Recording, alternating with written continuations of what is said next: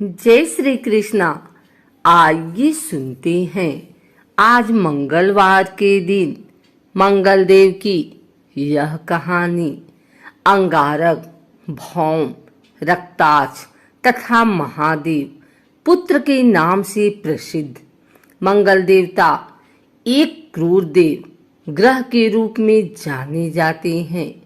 त्रिशूल, गदा, पद्म और भाला या सूल धारण किए इस ग्रह का रंग लाल माना जाता है और इसका वाहन भेड़। वह सप्ताह के 7 दिनों में मंगलवार पर इसका आधिपत्य कहा गया है। मंगल ग्रह को देवताओं के सेनापति भी कहा जाता है। प्राणी मात्र के शरीर में मंगल ऊर्जा, आत्मविश्वास, अहंकार, ताकत, क्रोध, आवेग, वीरता और साहसिक प्रकृति को दर्शाता है और कुआरा माना गया है। देवग्रह सूर्य, चंद्र और बृहस्पति इनके मित्र ग्रह हैं तथा बुध शत्रु है। मंगल मृगशिरा, चित्रा एवं घनिष्ठा नक्षत्रों का स्वामी है। अग्नि तत्व के मंगल का रत्न मूंगा, धातु, पीतल, तत्दिशा, दक्षिण व काल ग्रीष्म है। इन सब तथ्यों को समझने में मंगल देवता के जन्म की कहानी बहुत सहायक है। इस कहानी के माध्यम से मंगल से संबंधित जानकारी सहज ही हमें प्राप्त हो जाती है। आइए सुनते हैं मंगल देवता के जन्म की कहानी। स्कंद पुराण के अवंतिका खंड में मंगल ग्रह की उत्पत्ति का एक पौराणिक वृतांत मिलता है, जिसके अनुसार एक समय उज्जैनीपुरी नाम के एक स्थान में अंधक नाम का एक प्रसिद्ध दैत्य राज किया करता था। उसका एक महापराक्रमी पुत्र था, जिसको कनक दानव के नाम से जाना जाता था। कनक दानव के पराक्रम का अनुमान इस बात से लगाया जा सकता है कि एक बार उस महापराक्रमी वीर ने इंद्र को ही ललकारना शुरू कर दिया। इंद्र को इसका जवाब देने के लिए विवश होना पड़ा। सो इंद्र ने कनक के साथ युद्ध कर उसे मार गिराया।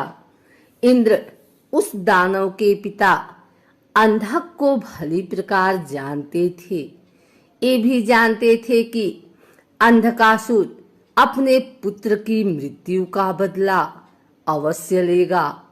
अतः इंद्रदेव अंधकासुर से बचने के लिए भगवान शंकर को ढूंढते हुए कैलाश पर्वत पर चले गए और भोलेनाथ की शरण ली।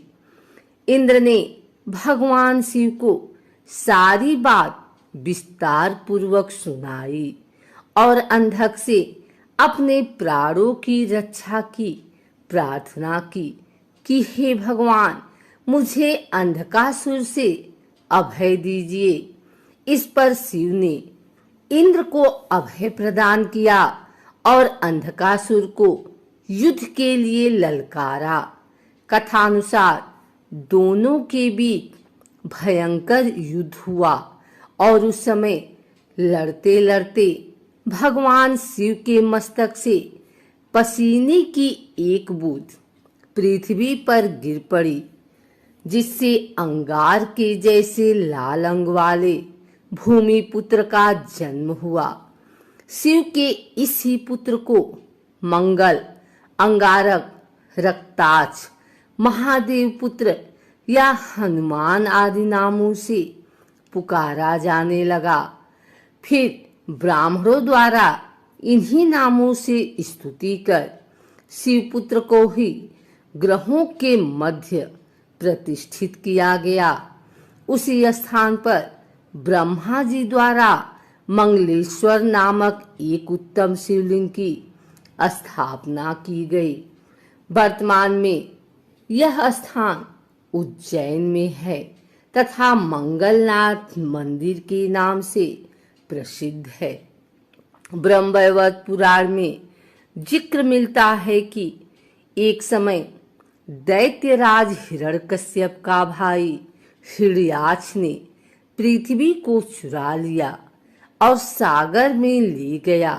तत्पश्चात भगवान विष्णु ने वाराह अवतार लिया और हिरण्याक्ष को खोजकर उसके साथ युद्ध किया, जिसमें हिरण्याक्ष मृत्यु को प्राप्त हुआ तथा पृथ्वी को रसातल से निकालकर सागर पर स्थापित कर दिया गया तथा इस पृथ्वी पर ही परमपिता ब्रह्मा ने विश्व की रचना की। पृथ्वी सकाम रूप में आई और श्री हरि की वंदना करने लगी।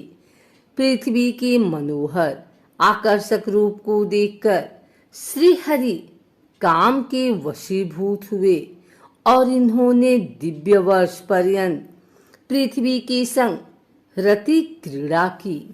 इस प्रकार विष्णु भगवान और पृथ्वी के संयोग से एक महातेजस्वी बालक का जन्म हुआ, जिसे मंगल ग्रह के नाम से जाना जाता है।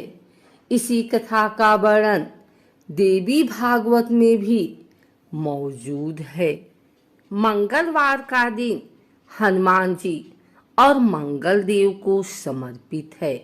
इस दिन व्रत रखने और हनुमान जी की पूजा करने से सभी मनोकामनाएं पूरी होती हैं। साथ ही इस दिन व्रत रखने से कुंडली में मंगल ग्रह भी मजबूत होता है। मंगलवार का व्रत रखते समय कुछ बातों का खास ख्याल रखने की जरूरत होती है। इस दिन जाने अनजाने में की गई गलती के कारण बजरंगबली आपसे नाराज हो सकते हैं। आइए जानते हैं इस दिन क्या नहीं करना चाहिए और किस तरह करनी चाहिए। अगर आप मंगलवार का व्रत रख रहे हैं तो कम से कम 21 मंगलवार के व्रत जरूर रखें। व्रत वाले दिन सुबह जल्दी उठें और स्नान के बाद साफ कपड़े पहन लें। इसके बाद पूजा स्थल की सफाई करें और एक चौकी में हनुमान जी की मूर्ति या प्रतिमा रख लें। हनुमान जी के सामने घी के या तेल का दीपक जलाएं। हनुमान जी को फूलों की माला पहनाएं और उनके सामने चमेली का तेल रखें। फिर पूजा करने के बाद हनुमान चालीसा का पाठ करें। हनुमान जी को प्रसाद अर्पित करें।